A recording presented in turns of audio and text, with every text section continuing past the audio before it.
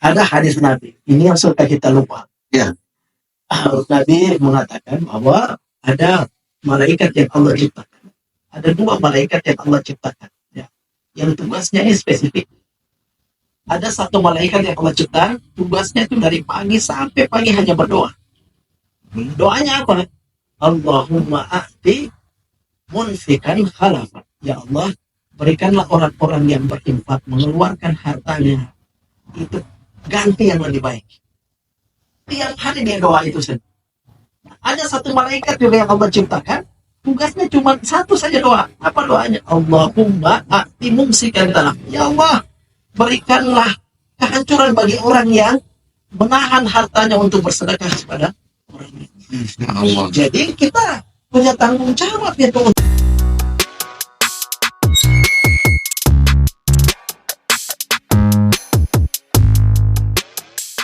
Alhamdulillah sepanjang ini badan ambil zakat di 8 prioritas programnya itu benar-benar kita lakukan, kita jaga agar kemudian kesinambungan orang berzakat dan manfaat zakat itu betul-betul terasa. Jadi ada 8, kita punya 8 program prioritas. Nah, itu dia tuh. Yang pertama, mau saya tanyakan tadi. Ya, yang pertama beasiswa. Ini untuk nasional atau untuk Maluku sendiri? Seluruh seluruh provinsi. Oke. Beasiswa. Yang kemudian kedua ada namanya RLH, Rumah Layak Huni. Rumah Layak Huni. Nah, alhamdulillah kita di beberapa tahun terakhir di Maluku ini, tahun kemarin umpamakan kita membangun 40 rumah unit untuk Maluku. RLH, Rumah Layak Huni, ditambah dengan 20 unit, ya, jadi 60. Total 60 untuk Maluku ya?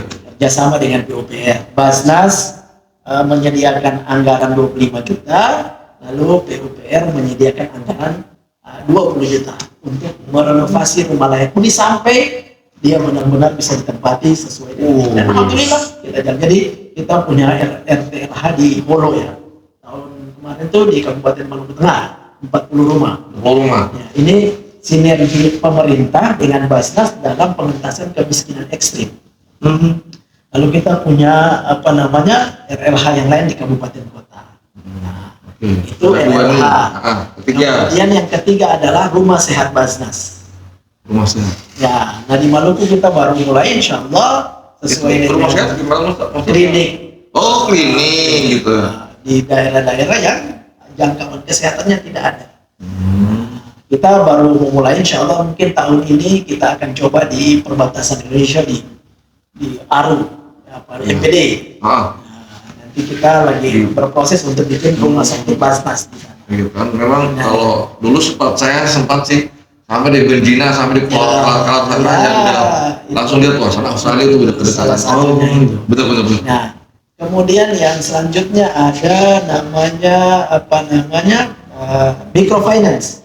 UMKM. Jadi kita membantu UMKM juga agar berdaya, pengusaha kecil agar kemudian bisa lebih baik. Intinya gini, jadi kita kenapa membantu ini? Salah satunya adalah ide kita, semangat Basnas sesuai dengan tujuan zakat. Hari ini you menerima zakat mustahik. Saya yang umpamakan terima zakat nih. Ya, umpamakan hari ini you orang yang dianggap menerima mustahik, ya kan? Berharap dari bantuan yang diberikan dari zakat itu tahun-tahun berikutnya bukan lagi mustahik, tapi dia muzaki. Tapi kebanyakan sekarang orang ya, kalau sudah dapat bantuan tahun depan, loh kemarin tahun saya dapat, sekarang dapat lagi. Itu namanya konsumtif. Ada bantuan konsumtif yang darurat kita lakukan. Dia punya kebutuhan pemakan saat itu. Betul. Tapi zakat itu kita berharap dia produktif, ya kan? Bukan konsumtif. Berarti memang harus ada pendampingan dong seperti itu. Betul. Nah itu yang kita lakukan. Maka kita punya Zimar, zakat mar. Kita bantu UMKM ini, pelaku UMKM ini, umpamakan dia mau berdagang Zimar, ya kita sediakan modalnya, dia bikin toko, ya. Itu dari hibah atau kan memang ada semacam ada pengeluaran? Tidak ada hibah, itu zakat. Dan zakat dikasih, lalu kita bikin pendampingan. Tahun-tahun berikutnya dari kriteria untuk penerima seperti apa tuh? Ya pasti ada kriteria yang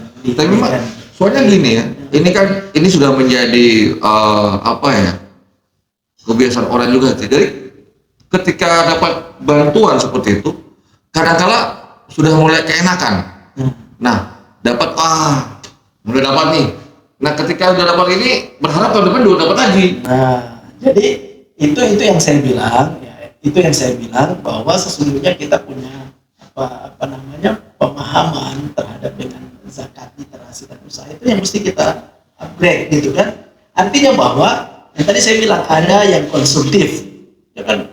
Rata-rata orang-orang itu konsumtif, dia punya kebutuhan mendadak mesti diselesaikan. Tapi kalau ada yang mau berusaha, dia memenuhi kriteria sebagai orang yang dimustahil, kita bantu. Ya, lalu kita dampingi sampai nanti berikutnya satu saat kita berharap dia bukan lagi penerima bantuan, tapi dia adalah orang yang mengeluarkan zakat karena hasil yang telah dia terima dari modal itu. Betul. Jadi kita punya Zimar, kita punya Z Chicken. Kalau ada yang mau usaha ayam potong apa begitu kan, ya, silakan gitu kita ini. Ya. Maksudnya ini ayam potong sama ayam. Ya kan ada peternakannya atau kan ya, Z-Chicken itu kan berarti dia menyediakan ayam jadi ya, ayam yang buat konsumsi makan. Gitu kan. Nah, ada banyak hal yang bisa ya, dilakukan. Tapi salah satu yang pasti adalah di Provinsi Maluku ini, dari total yang proyeksi kita terkait dengan potensi zakat, kita itu bisa di angka sekitar 20-30 miliar setiap tahun. Setiap tahun. Kalau orang semuanya berzakat, semua dimensi zakat itu kita pakai.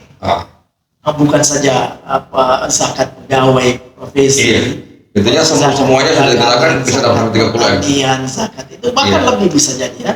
Nah, sepanjang ini yang baru bisa dikelola, dikumpulkan oleh teman-teman Basnas baik kabupaten kota maupun lembaga anti zakat itu baru di angka sekitar 10 sampai 12 miliar. Itu artinya itu total semua, total semua lembaga anti zakat di Basnas. Iya, total semuanya itu. Ya. Nah, itu artinya kita punya masalah di literasi, kesadaran orang tentang zakat. Ya, tadi kan seperti yang Farhan bilang gitu kan, yang kita tahu cuma zakat fitrah. Iya. Kita nggak tahu kalau kita ini punya kewajiban pada zakat mal, zakat profesi, zakat manusia. Ya bayangkan mungkin kalau zakat mal orang bisa hitung ya, orang yang berdagang. Tapi orang yang umpamakan dia punya kebun, dia punya tambang, dia usaha di emas itu ya, kan kalau tambah sudah benar kewajiban berzakat. Nah itu belum tersentuh sama sekali gitu kan. Nah zakat profesi juga sekarang belum ada ya. Ya zakat profesi itu pun ya kita maklum kalau pegawai itu kan juga banyak pengeluaran. Ya kayak kita pengeluaran terlalu banyak kemauan daripada kebutuhan. Intinya adalah Basnas ini lembaga amil zakat yang ditetapkan oleh pemerintah memfasilitasi semua pengumpulan pelanggan zakat, dan kita berharap dari semua pengumpulan zakat dan sebagainya itu benar-benar bisa memberikan manfaat kepada masyarakat, ya, khususnya pengentasan kemiskinan. Ya, kita ingat ya dulu di zaman para khalifah itu, Khalifah Umar bin Abdul Aziz umpamakan di zaman ya itu hampir sulit mendapatkan orang miskin. Benar. Ya. Karena zakat benar-benar terpakai kan? Seperti itu. Orang miskin susah dapat, orang sakit itu susah dapat. Kita berharap itu terjadi. Kita berharap lembaga-lembaga amil zakat itu. Nah, teman-teman di luar lembaga amil zakat juga punya tanggung jawab itu. Karena rendahnya literasi yang kita punya itu. Jadi kita ini sebenarnya juga punya tanggung jawab, bukan badan amil zakat. Zakat itu dalam Al-Quran disebutkan salah satu cara mengumpulkannya itu mesti paksaan juga. Banyak orang yang enggak, ya kan? Karena itu wajib. Karena wajib. Tidak dilakukan dosa. Berarti memang harus dipaksa. Makanya badan amil zakat itu hadir sebagai salah satu instrumen itu, mengingatkan kita tentang kewajiban kita berzakat. Nah, untuk di Maluku sendiri yang langkah yang sudah dilakukan oleh Basnas seperti apa? Pertama, Basnas itu mitranya dengan lembaga-lembaga pemerintah yang tadi saya katakan. Sehingga kita masih alhamdulillah sampai saat ini mengumpulkan, mengelola zakat-zakat teman-teman di ASN dan profesi-profesi yang lainnya, gitu kan. itu pun belum maksimal, ya kan, itu pun belum maksimal. Nah, kita kemudian bekerja sama juga dengan lembaga-lembaga yang lain, perorangan dan sebagainya, memastikan program-program ini. Alhamdulillah di awal Ramadan ini umpamakan kita sudah bikin penyaluran, ya, penyaluran terhadap mustahik. Ya. Nanti kita tahun ini di Ramadan ini, di akhir Ramadan, mudah-mudahan dalam minggu depan kita akan menyalurkan hampir 5.000 zakat fitrah. 5.000 karung zakat fitrah 5 kilo. 5 kilo. Ya, disebar untuk seluruh Maluku. Ya, dibagi-bagi gitu kan. Kita juga berupaya bekerja sama dengan lembaga-lembaga agen zakat yang lain agar kita sinergi. Ya, zakat dan pengentasan kemiskinan tidak bisa dilakukan oleh badan agen zakat sendiri. Betul. Ya, mesti keterlibatan semua orang, kesadaran umat, kesadaran kita yang memiliki harta untuk berzakat, ya kan? Kesadaran pemimpin-pemimpin kita untuk kemudian terus mengingatkan masyarakat muslim tentang pentingnya berzakat, sehingga kita tidak berzakat dalam kondisi yang kekurangan, yang biasa-biasa kita lakukan. Ya, ingat, zakat itu tidak main-main, karena zakat itu kita berharap pengentasan kemiskinan mustadhafin itu benar-benar terjadi. Jadi kalau hari ini umpamakan negara memberikan ruang untuk itu artinya negara care terhadap pengelolaan zakat ini. Kan kalau kita baca banyak media bilang orang Indonesia itu salah satu yang paling kuat dari sifatnya itu berbagi. Sifat berbagi. Betul. Iya. Ya. Berarti program yang nanti insya Allah dilakukan oleh Basnas Maluku salah satunya dalam waktu dekat ini ada penyaluran 5.000 zakat, 5 kilo beras untuk tersebar di sebelah kabupaten kota, dan beberapa juga akan dilaksanakan. Termasuk program rutin kita RLH, Layak Huni. Kita ini sebenarnya juga salah satu yang unik di Basnas itu. Kalau zakat, infak dan sedekah itu memang kita khususkan untuk orang Islam. Iya. Ya kan? Benar. Pengentasan kemiskinan di lingkup orang Islam. Tapi ada yang namanya DSKL, dana sosial keagamaan lain. Jadi yang lain juga boleh menyalurkan sedekahnya, dana sosialnya ke Basnas. Nanti DSKL itu kita punya rekening sendiri. Nah, contohnya umpamakan dari hasil DSKL yang dihimpun dari Basnas, kita bikin rumah layak huni di komunitas saudara muslim yang di Ambon ini, ya, kita bikin salah satu di Bangwala tahun ini gitu. Itu dari mana dana DSKL, dana sosial keagamaan yang lain untuk zakat, infak, sedekah itu kita kumpulkan, lalu kita berharap Basnas Maluku itu bisa kuat menghimpun, mengelola, mengumpulkan sehingga manfaatnya juga banyak. Terima kasih banyak, Ustaz. Alhamdulillah, mudah-mudahan harapan kami dan juga untuk sahabat muda, kita berharap bisa kembali bahwa zakat ini bukan hal yang biasa, tapi memang hal yang wajib, dan ini sangat memicu untuk pengentasan kemiskinan. Betul ya? Betul. Ya. Dan terima kasih untuk perbincangan kita, Ustaz. Terima kasih banyak. Alhamdulillah hari ini. Mungkin saya punya satu quote terakhir mengingatkan kita. Boleh. Nah, itu tadi kamu bilang. Lupa. Ya. Ada hadis Nabi. Ini yang suka kita lupa. Ya. Nabi mengatakan bahwa ada malaikat yang Allah ciptakan. Ada 2 malaikat yang Allah ciptakan. Ya. Yang tugasnya ini spesifik. Ada 1 malaikat yang Allah ciptakan, tugasnya itu dari pagi sampai pagi hanya berdoa.